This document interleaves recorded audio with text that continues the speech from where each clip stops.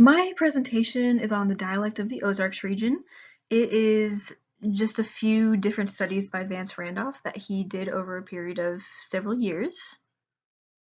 The language here is very different than any other place, and a person like me who is raised here may not understand how unusual it is. The people who originally settled this area came from a couple different places. Some were Native Americans who were forced across the Mississippi in the days of the Trail of Tears. This was around the mid 1800s. Then, before the Civil War, this area became a location for settlers from the southern Appalachians. So, pretty much the states of Tennessee, Kentucky, Virginia, North and South Carolina.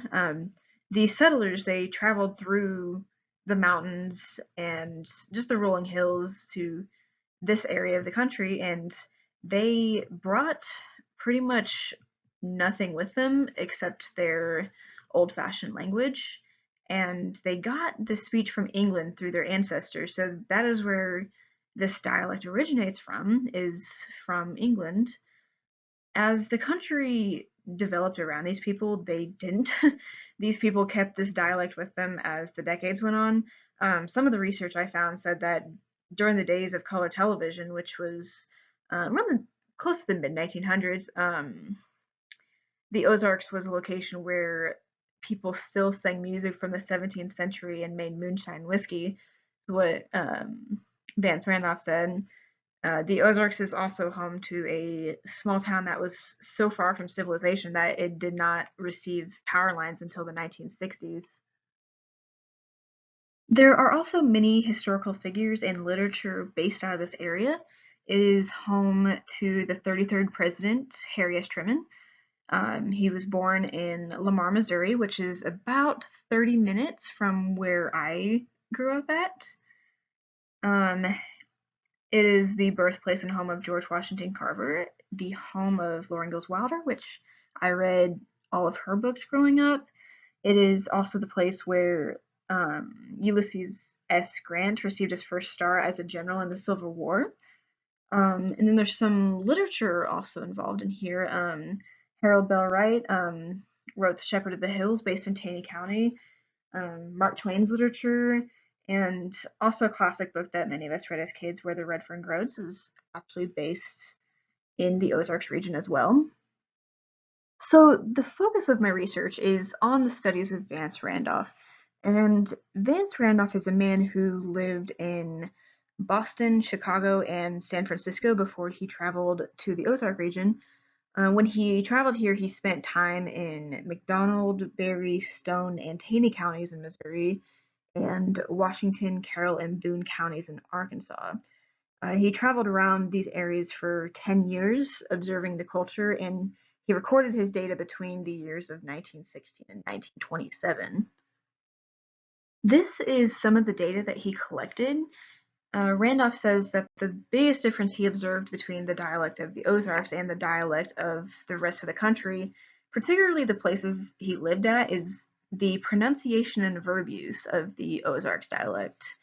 Pronouns are used almost equally to the English used elsewhere, but people in the Ozarks do not use whose or whom hardly, often substituting whom for that in sentences. An example Randolph uses is the feller that I shot. Instead of using whom, he uses that. Also, what is used in place of that in sentences like this one, written in definitely language used around the 1800s and 1900s. I don't know, but what I better be getting on home.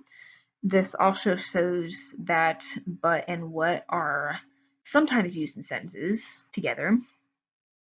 Often the Ozarks dialect adds an "in" at the end of some pronouns, like you and his and their, and I do hear this sometimes this day as well, and some of my parents and grandparents' age. Randolph says that the final "in" perhaps represents an old termination which is preserved in mine and thine. Adjectives are also used normally, except they enjoy overusing the ending est in words like bestest, and they also enjoy using the word more with the ER ending, like more bigger and more brighter. Double negatives are pretty common, even sometimes triple negatives, and the very rare quadruple negative. It's used in phrases like these here, I never done nothing, and the added negative with I never done nothing no how. This is a quote from Randolph.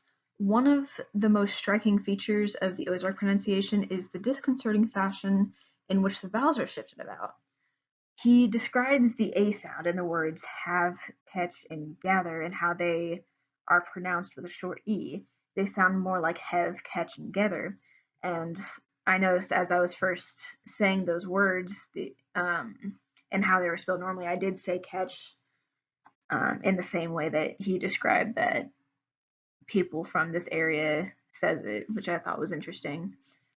The words any and many often sound like any and many, and naked sounds like naked.